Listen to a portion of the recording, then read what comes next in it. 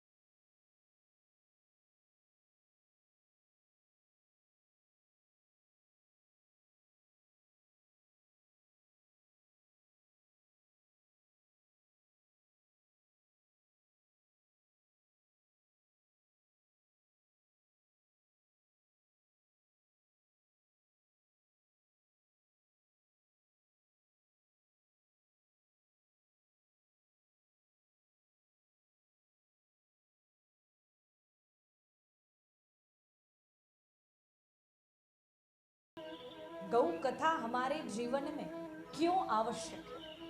कथा कहिए, सत्संग कहिए, प्रवचन कहिए, अमृतवाणी कहिए, गौ की कृपा कहिए, गौ की प्रेरणा कहिए, ऐसा क्या गौ कथा हमें प्राप्त करा देती है? गौ माता ऐसा हमें क्या प्रदान कर देती है? उनकी कथा श्रवण करने मात्र से ऐसा हमारे जीवन में क्या बदलाव, क्या परिवर्तन आ जाता है जो हमारा संपूर्ण जीवन बदल देता है? ऐसा क्या होता है? हमारे मन में भी कई बार ऐसा प्रश्न आता है, गौ कथा सुनना क्यों आवश्यक है? एक मनुष्य यदि गौ कथा सुनेगा उसको क्या प्राप्त होगा? श्रवण करने का महत्व क्या है? गौ माता समस्त विश्व की माता कही गई। इतनी करुणा, इतना प्रेम, इतना मातृत्व, इतनी वात्सल्यता इस संसार में और किसी में नहीं। वरदान प्रदान करने की शक्ति यदि किसी में है वो गौ माता। भगवान भी हमें वरदान दे सकते हैं, परंतु वो वरदान मिलते थे सतयुग में, त्रेता युग में, द्वापर युग में। हजारों वर्ष तपस्या करने के बाद, जप तप सात्विक जीवन जीने के बाद वरदान प्राप्त होते थे। परंतु आज कलयुग का रक्षा कवच रूपी हमारे समक्ष विराजमान गौ माता हमें मन चाहा वरदान भी दे सकती है।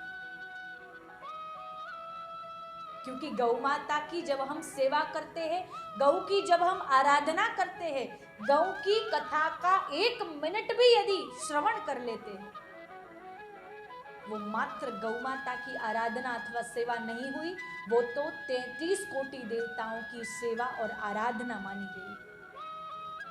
इतना करुणा भरा प्रेम, इतना भाव और किसी में नहीं। साक्षात 33 कोटि देवताओं की झलक यदि हमें देखनी है, उनका दर्शन यदि हमें करना है, इस संसार में केवल गौ माता के श्री अंग में ही हमें 33 कोटि देवताओं का दर्शन प्राप्त हो सकता है। अच्छा, यदि आप कथा को श्रवण कर रहे हैं, गौ कथा को यदि आप सुन रहे हैं अपने घर बैठे मोबाइल पर, टीवी पर यदि श्रवण कर रहे हैं, उसके भी 3 प्रकार बताए। ये नहीं कि आपने सुना और मोबाइल बंद कर दिया, टीवी बंद कर दिया और अपने कार्य में लग गए। गौ कथा को श्रवण करने के भी 3 महत्वपूर्ण प्रकार बताए गए। पहला, श्रवण, सुनिए गौ माता की कथा, गौ माता की अमृतवाणी, गौ माता की प्रेरणा से हमें क्या सुनने को मिल रहा है। श्रवण करिए, मन से श्रवण करिए। ऐसा नहीं किसी ने लिंक भेज दिया तो हमने सुन लिया, किसी ने बता दिया तो हमने देख लिया, नहीं, मन से श्रवण। श्रवण भक्ति की बड़ी ही महिमा। जैसा आप सुनते हैं, जैसा आप श्रवण करते हैं, वैसा ही दृढ़ भाव आपके हृदय में प्रकट हो जाता है और वैसा ही भाव आपके मन में हृदयारूढ़ हो जाता है। इसीलिए, और जैसा भाव हमारे मन में प्रकट होगा वैसा ही हमारा जीवन बन जाता है। इसलिए श्रवण करिए तो श्रद्धा से और मन लगाकर श्रवण करिए। दूसरा प्रकार है चिंतन करना। हमने जो कुछ भी सुना, गौ माता की क्या महिमा है, गौ माता का स्वरूप क्या है, गौ माता का विशेष भाव क्या है, गौ माता हमें क्या क्या प्रदान करती है। गौ माता एक सामान्य पशु नहीं, भगवान का ही दिव्य अवतार है, साक्षात भगवान को प्रकट करने वाली कही गई है। गौ माता अपने भीतर 33 कोटि देवताओं को अपने गर्भ में धारण किए हुए रहती है। एक प्रकार से वो उनकी भी माता हुई। विचार करिए उनमें कितनी सामर्थ्यता है। तो उन गौ माता की कथा को यदि आप श्रवण कर रहे हैं, उसके बाद उस कथा का चिंतन करिए। आपने क्या सुना, क्या भाव था, क्या महिमा थी, क्या स्वरूप था, गौ माता में कितनी सामर्थ्यता, कितनी शक्ति, कितना प्रेम, कितनी करुणा है। ये सब कुछ आप चिंतन में लाइए, मन में लाइए, हृदय में प्रकट करिए। उसके बाद आपको गौ कथा श्रवण करने के लाभ प्रदान होना प्रारंभ होगा। चिंतन करिए। चिंतन के बिना सत्संग घट में विराजमान नहीं है। कहते हैं सत्संग में तो हर कोई बैठ जाता है, परंतु सत्संग हर किसी के मन में नहीं बैठता। जिस जीव का चयन भगवान स्वयं करते हैं, प्रभु जिसका चयन करते हैं, सत्संग उसी के घट में विराजमान होता है। इसीलिए चिंतन करें। और तीसरा महत्वपूर्ण प्रकार है मनन करना। श्रवण, चिंतन और मनन करना। हमने क्या क्या सुना, उसके बाद हमें कितना याद हुआ, कितना स्मरण में हुआ, कितना हमने चिंतन किया। उसके बाद ये विचार करिए, ये 1 घंटे की कथा, 2 घंटे की, 3 घंटे की कथा में हमारे जीवन में हमें क्या ग्रहण करना चाहिए। इसमें से हमारे जीवन में एक छोटा सा बदलाव, छोटा सा परिवर्तन हम कौन सा कर सकते हैं, ये विचार कीजिए। आपका जीवन उसी दिन से परिवर्तन होना प्रारंभ हो जाए। मात्र बोलने से नहीं होगा। मैं अपना जीवन बदल दूंगा, मैं अपने जीवन में ये कर लूंगा, वो कर लूंगा, मैं सब कुछ कर सकता हूं, मात्र बोलने से नहीं होगा। ये कथा श्रवण करने की पद्धति को अपनाना पड़ेगा, इसके प्रकार को अपनाना पड़ेगा। श्रवण, चिंतन और मनन के माध्यम से मनुष्य अपने जीवन को गौ कथा श्रवण करने से बदल सकता है। कोई पूछे, किसी ने बड़ा सुंदर प्रश्न किया, गौ कथा क्या है, गौ माता की महिमा क्या है। इस गौ कथा में, इस गौ अमृतवाणी में मात्र कोई गौ माता की कहानियां अथवा कोई वार्ता प्रसंग नहीं सुनाए जा रहे। ये साक्षात गौ माता से प्रकट हुई अमृतवाणी है, साक्षात गौ माता की प्रेरणा से प्रकट हुई अमृतवाणी है। वरना हमारा सामर्थ्य नहीं, गौ की महिमा का वर्णन हम कर सके, ये किसी में सामर्थ्य नहीं। अपने भाव को जब हम समर्पित कर देते हैं, तभी हमारे मुख से गौ माता का नाम स्मरण निकलता है। गौ नाम स्मरण करना बड़ा ही कठिन है और देखने जाए तो इतना ही सरल। पहले तो कोई नाम स्मरण कर नहीं सकता, क्यों? क्योंकि लोग उनकी महिमा को जान ही नहीं सकते। अरे किसी पशु का, किसी प्राणी का नाम स्मरण हम क्यों करें? मन में ऐसा भाव आता है, इतना सूक्ष्म भाव आता है। इसीलिए गौ का नाम स्मरण करना और उनकी कथा को श्रवण करना बड़ा ही कठिन है। यदि ऐसा भाव प्रकट करें, परंतु यदि ऐसा भाव प्रकट करेंगे, कामधेनु गौ माता साक्षात आदि शक्ति, पराशक्ति है, आदि जननी गौ माता है, समस्त जगत का, समस्त संसार का कल्याण करने वाली गौ माता है। ये कोई 4 पैर 2 सींगों वाला पशु अथवा प्राणी नहीं, ये तो साक्षात दिव्य अवतार है। यदि ऐसा भाव प्रकट करेंगे, आपके मन से, आपकी वाणी से निरंतर गौ माता का नाम स्मरण निकलने लगेगा। आपको नाम लेना नहीं पड़ेगा, आपको स्मरण करना नहीं पड़ेगा, आपके मन को आपको सूचना नहीं देनी पड़ेगी कि गौ कथा श्रवण करिए, आपका मन अपने आप लगेगा। क्यों लगेगा? क्योंकि आप उनकी महिमा को, उनकी दिव्यता को, उनकी पवित्रता को जान चुके हैं। इसलिए गौ कथा, गौ नाम स्मरण, श्रवण करना, चिंतन करना, ये बड़ा ही सरल है। जब आप समर्पण भाव प्रकट करेंगे, कामधेनु गौ माता के प्रति जब आप समर्पण भाव प्रकट करेंगे, तभी आपके मन से गौ माता का नाम स्मरण निकल सकता है। तभी आप गौ माता का नाम स्मरण लेने के योग्य, जब प्रभु आपका चयन करते हैं, तब आप गौ माता का नाम स्मरण। किसी ने बड़ा सुंदर प्रश्न किया है, गौ माता की कथा क्या है? ये कोई कहानियां है? ये कोई वार्ता है जो हमें ग्रंथों में, पुराणों में मिल गई? ये तो साक्षात गौ माता की महिमा का वर्णन, जो हर पुराण, हर ग्रंथ, हर वेद इसका गान करता है।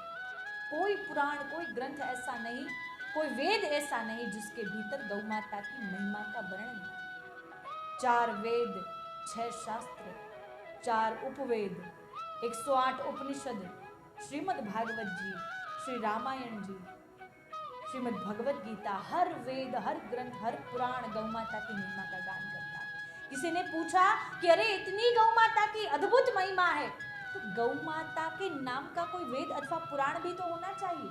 उनको एक अलग उपाधि दी गई है, तो उनका एक अलग वेद, पुराण, ग्रंथ कुछ तो होना चाहिए। हमारे संत महानुभाव बड़ा ही सुंदर उत्तर हमें उनसे मिलता है कि गौ माता की महिमा इतनी विशाल है, गौ माता की महिमा में इतनी अद्भुतता है, इतनी अद्भुतता जिसकी कोई सीमा नहीं, मनुष्य अपने शब्दों में वर्णन नहीं कर सकता।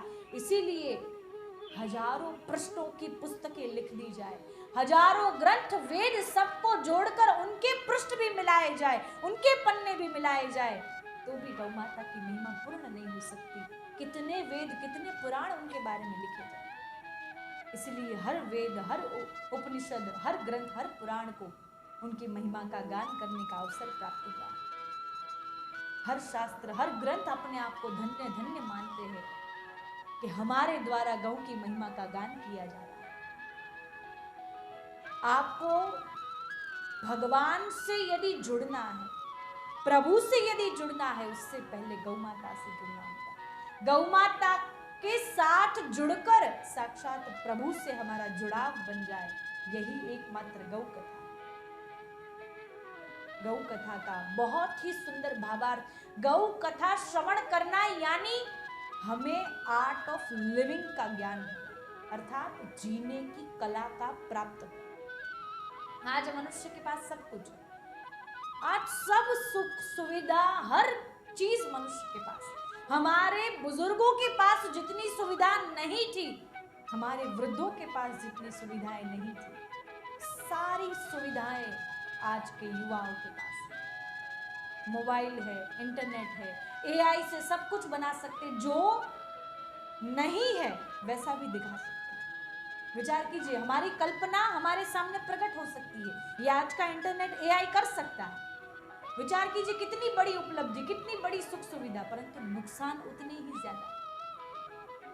जितने हमें सुविधाएं, जितने सुख मिल रहे हैं, उसका दुख भी हमें मिल रहा है, उसके साइड इफेक्ट भी हमें मिल रहे हैं। फायदों के साथ नुकसान भी हमारे साथ ही आ रहा है। इतना सब कुछ होने के बावजूद, इतनी एडवांस टेक्नोलॉजी होने के बावजूद हम आज दुखी क्यों? हमारे बड़े बुजुर्ग तो बड़े सुखी थे, उनके पास तो कच्चे मकान थे, गोबर से लिंपन किए हुए मकान थे, या यूं कहिए कि ढंग का कोई घर भी नहीं था, छोटा सा घर था। और उस छोटे से घर में 5-5 भाई बहन बड़े हो जाते, 10-10 भाई बहन बड़े हो जाते, वहीं उनका विवाह हो जाता था। और वहीं उनकी गृहस्थी बन जाती थी। कभी उन्होंने अलग होने की बात नहीं। क्यों? क्योंकि उनके भीतर अपने परिवार के प्रति प्रेम, ममता, स्नेह इसीलिए था क्योंकि हमारे बड़े बुजुर्गों के हर घर में एक गौ माता रहती थी। हर घर में एक गौ माता। आप विचार कीजिए, आपने भी कभी ना कभी अपने दादा परदादा किसी न किसी के मुख से ये बात सुनी होगी कि उनके अपने खेत हुआ करते थे, उनकी अपनी गौशालाएं, उनकी अपनी गौ माताएं हुआ करती थी। समय के साथ सब कुछ बदल गया, आगे संभालने वाला कोई नहीं था। अपने बेटा बेटी में सभी लोगों ने इतनी हाईएस्ट एजुकेशन प्राप्त कर ली कि अपनी जड़ों को ही भूल गए।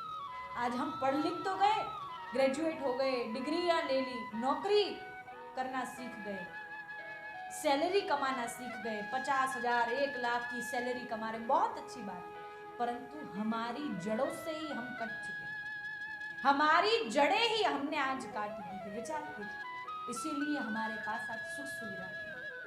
सुख सुविधा होने के बावजूद उसमें हमें शांति नहीं है। क्यों नहीं है? क्योंकि सबसे बड़ी अशांति को न्योता हमने ही दिया। गौ माता को हमारे घर से निकालकर अशांति को न्योता हमने दिया। विचार कीजिए, हमारे बड़े बुजुर्गों के पास कुछ न होने के बावजूद भी वो सुखी। क्यों? क्योंकि उनके पास गौ माता रूपी परम सुख, परम आनंद है। जिसकी खोज में रहेंगे वही आपको प्राप्त होगा। आप सुख की खोज में हैं, इसीलिए सुख के बाद निरंतर आपको दुख भी मिल रहा है। हमारे बड़े बुजुर्ग आनंद की खोज में थे, इसीलिए गौ सेवा रूपी आनंद उनके आंगन में विराजमान हुआ करता था। वो ज्यादा तीर्थों पर भी नहीं जाते थे। आज तो हम इतनी तीर्थ यात्राएं कर सकते हैं, ट्रेन, एरोप्लेन, बस, अपनी खुद की गाड़ी से जा सकते हैं, इतनी सुख सुविधा है। विचार कीजिए, परंतु आज हमने तीर्थों को पिकनिक स्पॉट बना लिया। कुछ नहीं है करने को, वो बच्चों की छुट्टियां चल रही है, हमारी नौकरी में भी हॉलीडे चल रहा है, चलो तीर्थों पर चल जाते हैं। कुछ भी नहीं है करने को, बोर हो रहे हैं घर पे, हवा खानी है, चलो तीर्थों पर चलते हैं। ऐसा आज का भाव होगा। इसीलिए तीर्थों की महिमा भी मनुष्य जान नहीं पा रहा, तीर्थों का फल भी मनुष्य इसीलिए प्राप्त नहीं। फिर मन में विचार करता है, इतने तीर्थ यात्रा पर जाते हैं, इतने बार तीर्थ यात्रा करते हैं। हमारे बड़े बुजुर्गों ने भी इतनी तीर्थ यात्राएं नहीं की होगी जितनी आज के युवाओं ने कर ली। बड़ी सुंदर बात है, अच्छी बात है, करनी चाहिए, परंतु तीर्थों का फल मनुष्य प्राप्त इसीलिए नहीं कर पा रहा क्योंकि साक्षात तीर्थ जो हमारे सन्मुख विराजमान है, उसी तीर्थ का अपमान हम निरंतर कर रहे हैं, उसी तीर्थ की उपेक्षा हम निरंतर कर रहे हैं। शास्त्रों में क्या लिखा है? सर्व देवा गवा मंगे, सर्व देवी देवता गौ माता के श्री अंग में विराजमान है और सर्व तीर्थ गौ माता के श्री चरणों में विराजमान है। तीर्थानि गोपदेषु च, जो साक्षात तीर्थ है, जिनके रहने से हमें तीर्थ भूमि का फल प्राप्त होता रहता है, आज उन्हीं को हमने हमारे जीवन से निकाल कर बाहर फेंक दिया है। विचार करिए, ये बोलने में भी हमें इतनी दुखदता प्रकट हुई, हमारे मन में कितना दुख होना चाहिए, परंतु आज हम सुखी हैं, आनंद में हैं, हमें किसी बात की नहीं चिंता। हमारे बड़े बुजुर्गों के आंगन में ही साक्षात तीर्थ हुआ करता था, इसीलिए वो साल में केवल एक ही बार तीर्थ यात्रा पर जाया करते, और वो भी गए तो गए, यदि धन नहीं है, समय नहीं है तो नहीं, क्योंकि गौ सेवा का भाव ही इतना दृढ़ था कि गौ सेवा में ही सारे तीर्थों के दर्शन हो जाते थे, सारे देवी देवताओं के दर्शन हो जाते थे। विचार कीजिए, इतनी महिमा है गौ माता की, इतना विशाल स्वरूप, इतनी विशाल महिमा है गौ माता की। यदि इन्हीं गौ माता की हम नित्य प्रतिदिन कथा को श्रवण करते हैं, गौ कथा को श्रवण करते हैं, हमारा जीवन बहुत आनंदमय होता है, हमारे जीवन में सात्विक परिवर्तन आने लगते हैं। इसलिए गौ कथा को श्रवण करना एक मनुष्य के जीवन में अति आवश्यक सेवा। यदि आप कुछ नहीं कर सकते, गौ सेवा नहीं कर सकते, तन से, मन से, धन से, यदि फिलहाल आप अभी इस क्षण कुछ नहीं कर सकते, तो आप नित्य प्रतिदिन गौ कथा को श्रवण कीजिए। गौ माता आप पर इतना आशीर्वाद बरसाएंगी, इतनी कृपा बरसाएंगी जिसकी कोई सीमा नहीं। और वास्तविकता में गौ माता की कथा को श्रवण करके मनुष्य का जीवन बदलता है, परंतु उसके लिए श्रवण करना पड़ेगा, सुनना पड़ेगा। केवल आप आज धन कमा रहे हैं परंतु अपनी जड़ों से दूर होते जा रहे हैं।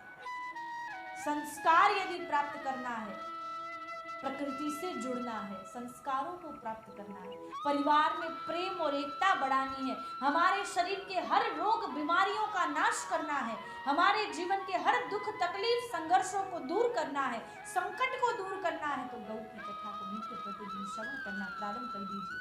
गौ माता इतनी कृपा करती है, महिमा को सुनने मात्र से आपके मन में भाव प्रकट होगा गौ सेवा करने का। इतना अद्भुत दृढ़ भाव है गौ माता। कैसे गौ की कथा का श्रवण मात्र यदि आप नित्य प्रतिदिन 15 मिनट 30 मिनट 1 घंटा यदि आप श्रवण करते हैं, उसका अद्भुत भाव होता है। कैसे एक आज के युवा की संपूर्ण जीवन की परिस्थिति बदल जाती है। आज का युवा यदि इस गौ कथा को श्रवण करता है, गौ कृपा अमृत वाणी को श्रवण करता है, उसका संपूर्ण जीवन बदलने लगता है। हमारे मन में ऐसा विचार आता है, ऐसा क्या परिवर्तन आ सकता है?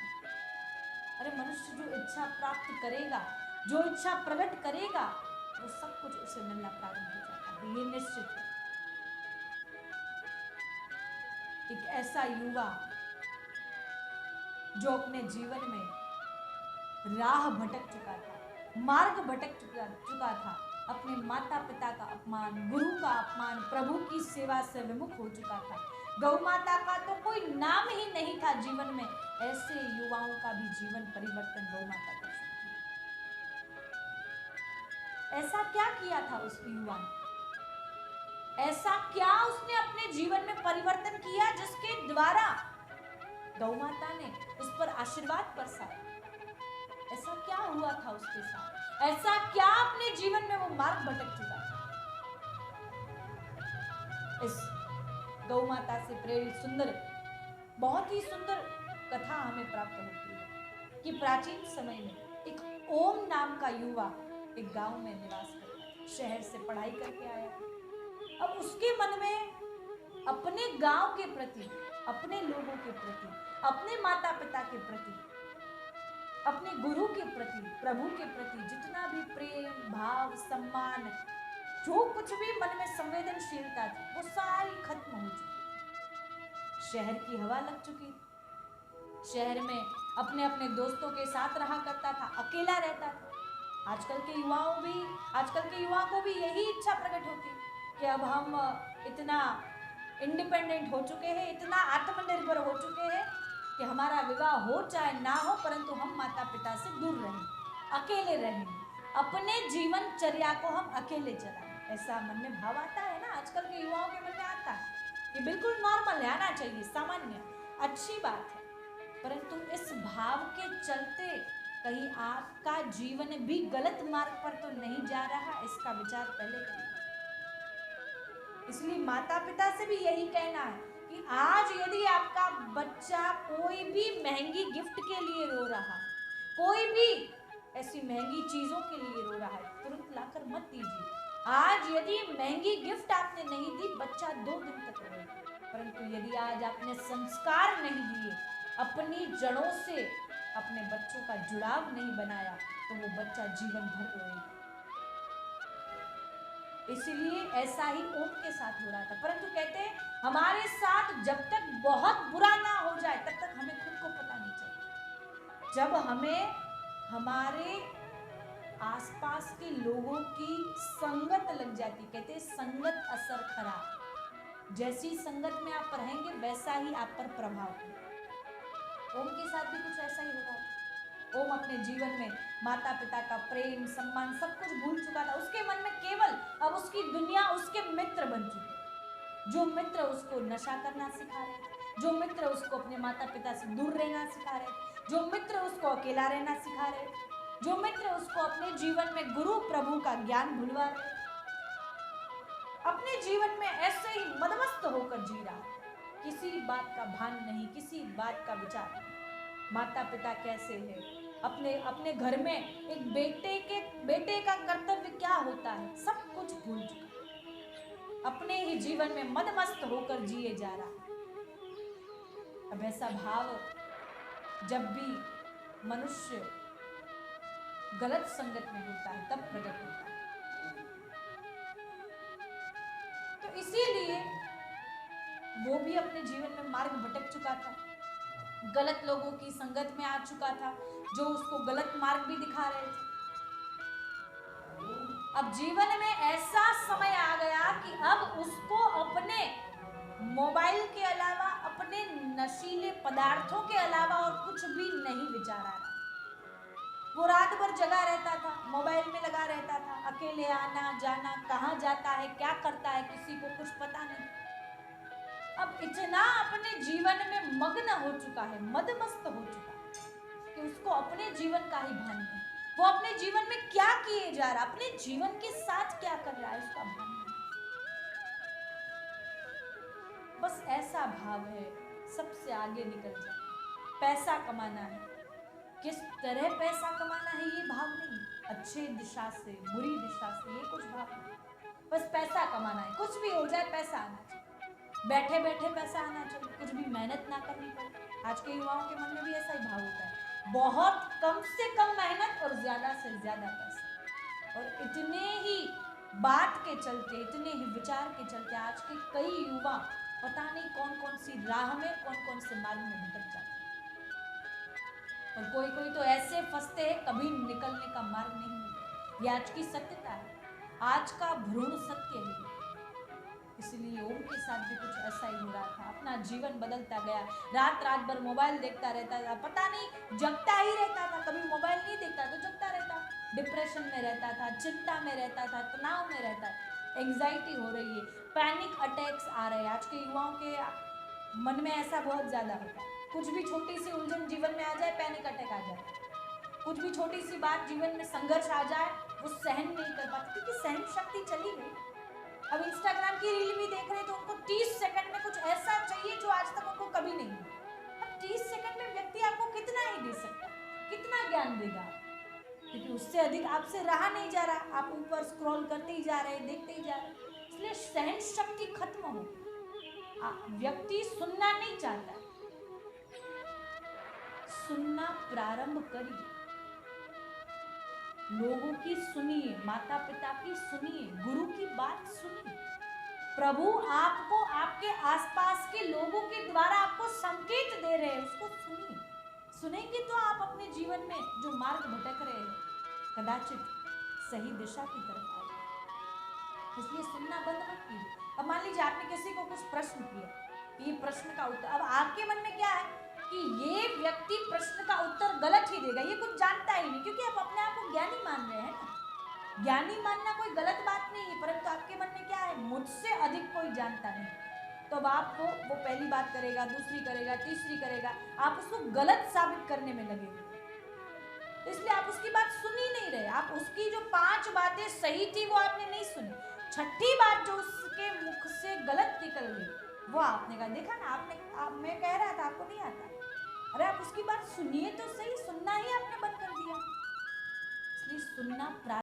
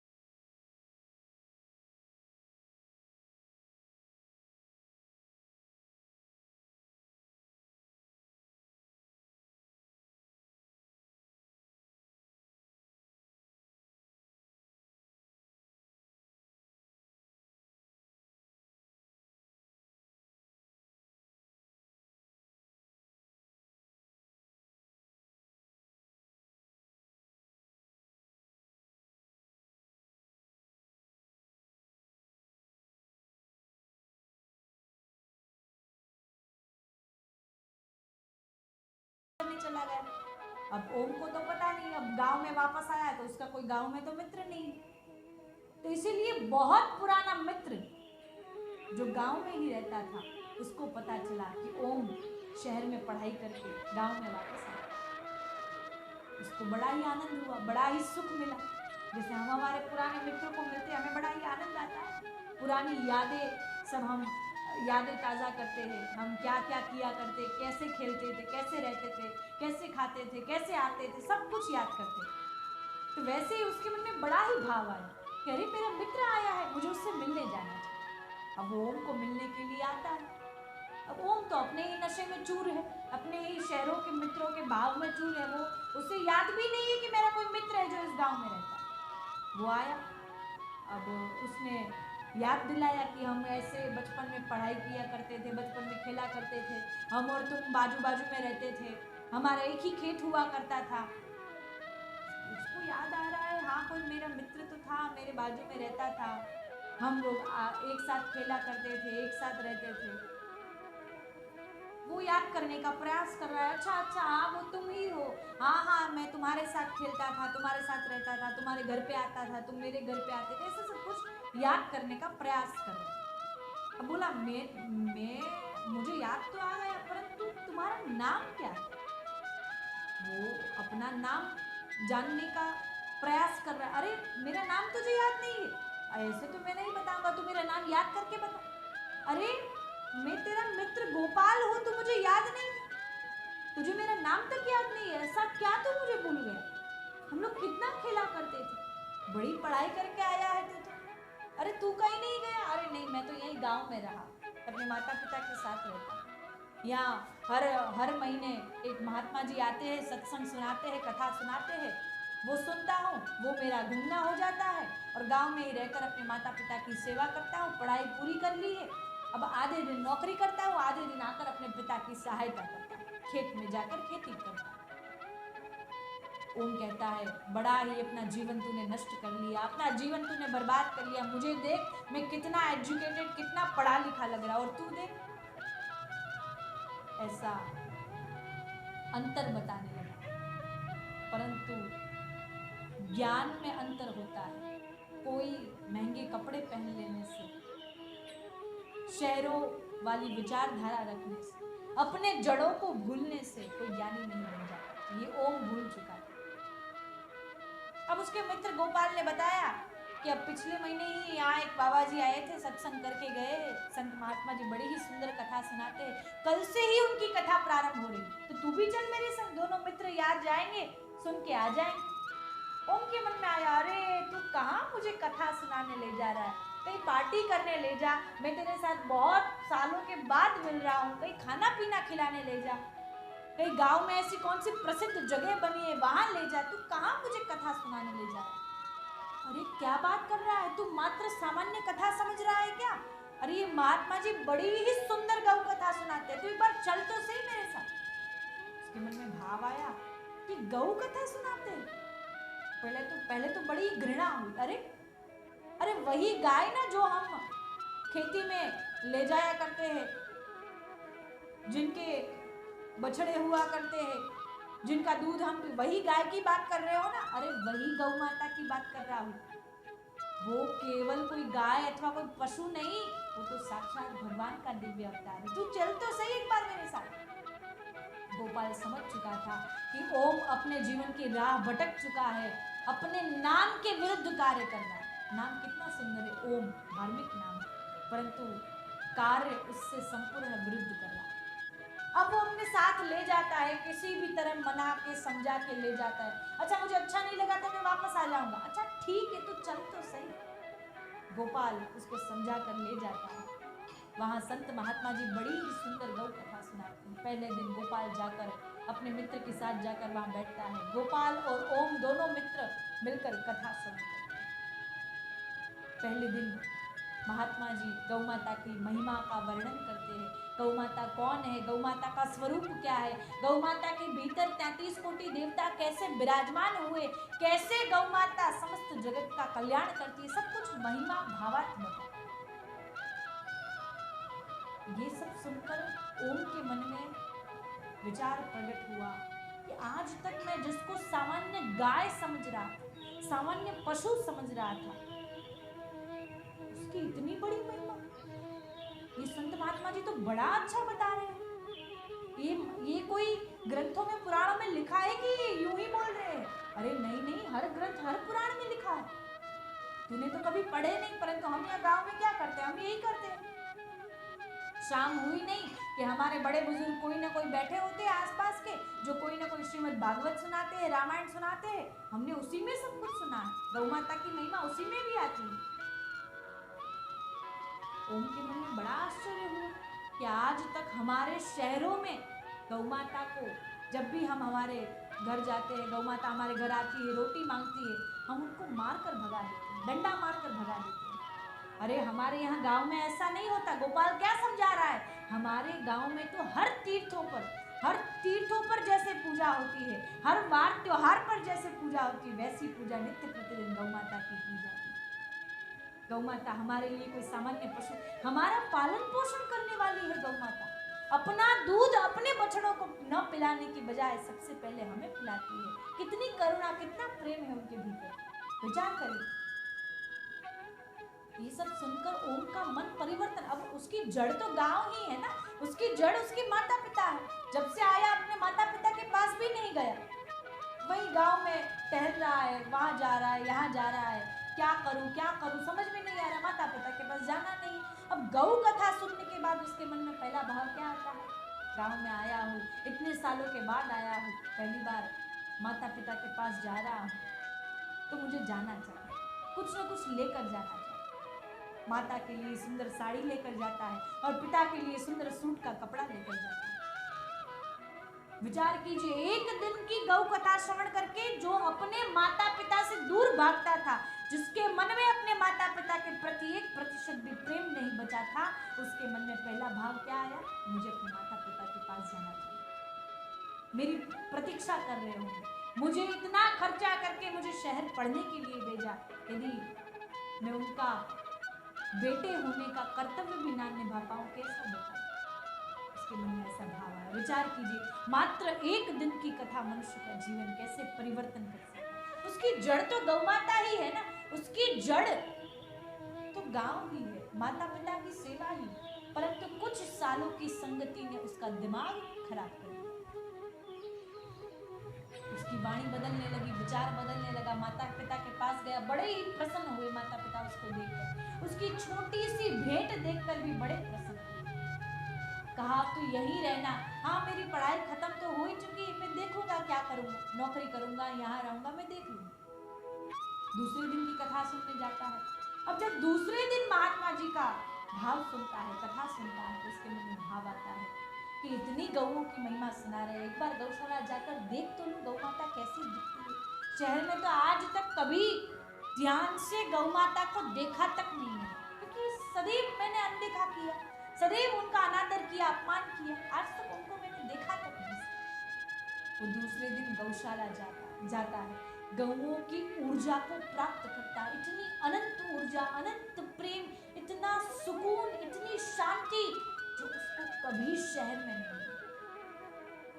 इतनी शांति, इतना अद्भुत प्रेम, जैसे गौ माता उस पर सारा प्रेम लुटा रही है। जैसे एक माता अपने पुत्र को सालों बाद देखकर अपनी करुणा, अपना प्रेम बरसाती है, वैसे ही गौ माता अपना प्रेम बरसा रही है, ऐसा भाव प्रकट होता है। इतना अद्भुत प्रेम, उसको ऐसा सुकून, ऐसी शांति कहीं भी नहीं मिली। वो विचार कर रहा है, आज तक मैंने तो अपनी मनमर्जी का जीवन जिया है, न किसी की रोक टोक, न किसी का कोई भी प्रकार का दखल अंदाजी, कुछ भी नहीं। मैंने तो अपनी मनमर्जी का जीवन जिया, फिर भी मुझे सुख नहीं मिला कभी, फिर भी मुझे कभी शांति नहीं मिली। अपने मित्रों के साथ रहा, जो मन में आया वो किया, पढ़ाई की, शहरों में रहा, अकेला रहा, माता पिता के साथ नहीं रहना था, मैं नहीं रहा। ऐसी छोटी सोच, दकियानुसी सोच, पुरानी सोच को मुझे नहीं अपनाना था, मैंने नहीं अपनाई। मैंने नई सोच को अपनाया, आधुनिकता को अपनाया, मॉडर्निज्म को अपनाया, फिर भी मुझे सुख क्यों नहीं मिला? जो जीव का प्रारब्ध गौ सेवा होता है, किसी न किसी रूप से, किसी न किसी मार्ग से प्रभु उनको अपनी गौओं की सेवा में बुला लेते हैं, वो भी निश्चित। वो अपने मन में विचार कर रहा है, अब तक मैंने कितना किया, सब मेरी मर्जी का था, फिर भी मुझे कुछ नहीं मिला। और आज मेरे मित्र के कहने पर मैंने एक बार गौ कथा को श्रवण किया, एक बार वो महात्मा जी की गौओं की महिमा को श्रवण किया। मुझे यहाँ जैसी शांति, सुख, सुकून आज तक कहीं नहीं मिला। मैं कहाँ था आज तक? मेरी मति मारी गई थी कि मैंने अपने जीवन के इतने वर्ष व्यय कर दिए, इतने वर्षों को बर्बाद कर दिया। उसको अपने देह का, अपने जीव का भान हो जाता है, अपने प्रारब्ध का भान हो जाता है। मेरा जन्म क्यों हुआ, मेरा प्रारब्ध क्यों है? मैं कोई सामान्य जीव नहीं, मैं मात्र गौओं की सेवा के लिए बना। विचार कीजिए, गौओं की इतनी अनंत ऊर्जा, वरना विचार कीजिए 2 दिन में आदमी बदल सकता है, 2 दिन में कोई व्यक्ति बदल जाएगा? नहीं बदल सकता, नहीं संभव। परंतु यदि मन में 1% भी भाव बचा है, और यदि कोई हमें सात्विक मार्ग पर लेकर जा रहा है, यदि उसकी उंगली भी हमने थाम ली, पूरा हाथ थामने की जरूरत नहीं, केवल उंगली भी यदि पकड़ ली, हमारा जीवन सार्थक बन जाता है। ऐसे ही नित्य प्रतिदिन 60 दिन तक उसने गौ कथा को श्रवण किया, उसका जीवन इस तरह से बदला, उसने सारी नौकरी, पढ़ाई सब कुछ छोड़ दिया। और आज जो ओम अपने जीवन की परिस्थिति में नहीं था, नित्य प्रतिदिन नशे में चूर रहता था, अपने मित्रों के भावार्थ में चूर रहता था, मित्रों की गलत संगत में चूर रहता था, आज वही ओम संपूर्ण संसार को दिशा बनाने योग्य, दिशा बताने योग्य एक आध्यात्मिक प्रवक्ता बन चुका है। जैसे बोलते हैं मोटिवेशनल स्पीकर। यदि आप अपने जीवन में दुख में है, तनाव में है, संघर्ष में है, तो आपको किसी मोटिवेशनल स्पीकर की आवश्यकता है, जो आपको प्रोत्साहन दे, जो आपके जीवन में आपको मोटिवेट करे, आपको आगे बढ़ाए। जैसे कहते हैं ना, डूबते को तिनके का सहारा, तो आपके जीवन में वो तिनका बनकर आए। मोटिवेशनल स्पीकर का यही काम है,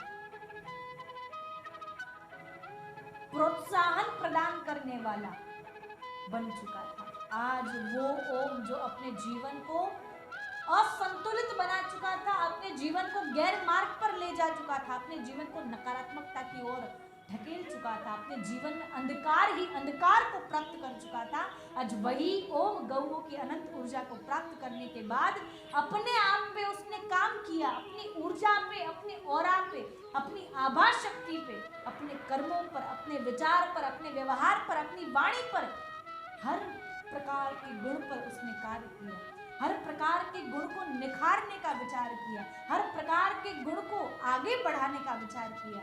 तो आज वही ओम अपने जीवन में जो अंधकार को प्राप्त कर चुका था, वो समस्त समाज को, समस्त जगत को दिशा बताने योग्य बन चुका है, समस्त जगत को प्रकाश दिखलाने योग्य बन चुका है।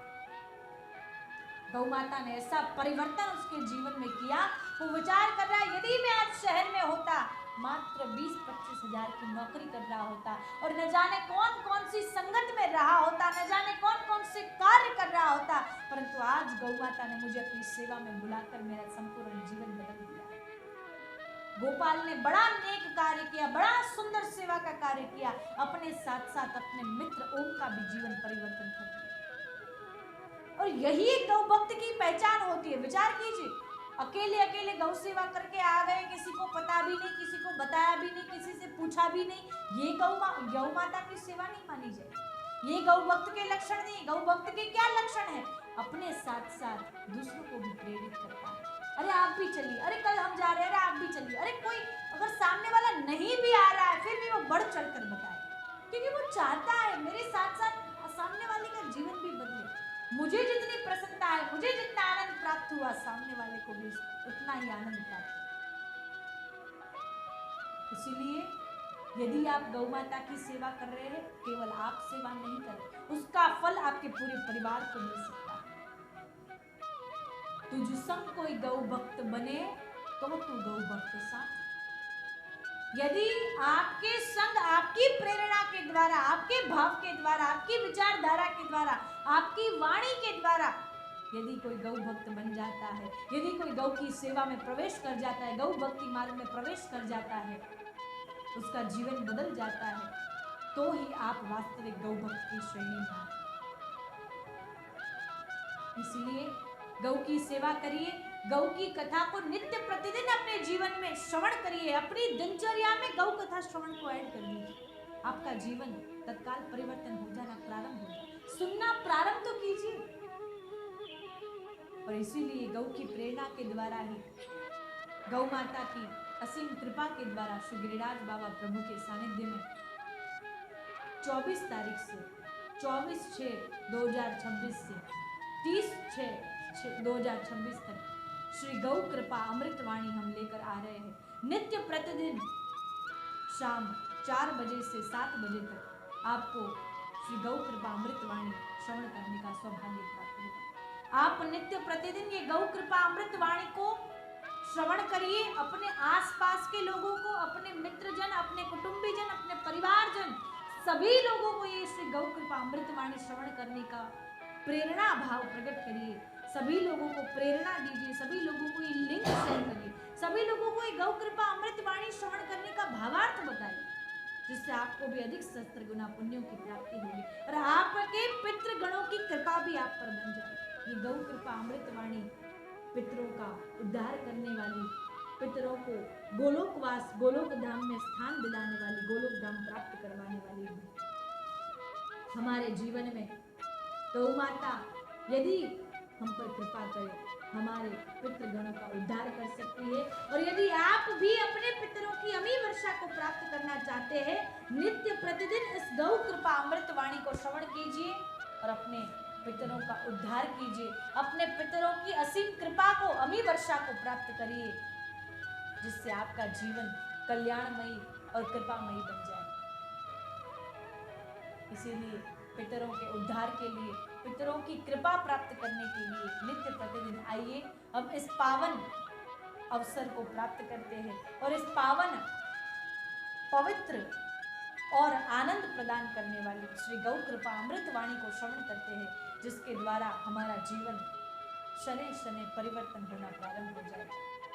इसी प्रकार से नित्य प्रतिदिन गौ कथा को श्रवण करके हमारा जीवन और हमारे आसपास के लोगों का जीवन परिवर्तन करने का प्रारंभ कर देते हैं, जिसके द्वारा हम हमारे जीवन में मनोवांछित फल की प्राप्ति कर सकते हैं। ऐसी आत्मसंतुष्टता प्राप्त होगी जिसे प्राप्त करने के बाद आपके जीवन में कुछ भी प्राप्त करने का शेष नहीं रहेगा। ऐसी अद्भुत आत्मसंतुष्टता गौ कथा श्रवण करने से आपको प्राप्त होगी। गौ कथा श्रवण करना, गौ सेवा करना, ये मात्र कोई गौ सेवा नहीं, परंतु ये आर्ट ऑफ लिविंग का एक हिस्सा है। जीवन जीने की कला और जीवन जीने का सही मार्गदर्शन यदि हमें चाहिए, गौ कथा श्रवण करना प्रारंभ कर दीजिए। गौ माता आपको हर सुख, हर कृपा प्रदान करने वाली बने। गौ माता आपके पितरों का उद्धार करे, आपके पितरों की अमी वर्षा आपको प्रदान करे। ऐसा आशीर्वाद और ऐसा भाव के साथ आज की कथा को हम विराम करते हैं और 24 तारीख से 30 तारीख तक नित्य प्रतिदिन ये गौ कृपा अमृतवाणी जो लाइव प्रसारण होने वाला है, उसे श्रवण करते हैं और हमारे जीवन में किंचित परिवर्तन लाने का प्रयास करते हैं। गौ माता अवश्य आपका कल्याण करेंगी, गौ माता अवश्य आप पर कृपा बरसाए, आशीर्वाद बरसाए, ऐसा भाव, ऐसी प्रार्थना करते हैं। बोलिए श्री कामधेनु मात की जय, श्री गिरिराज धरण की जय, श्री सुरभि मात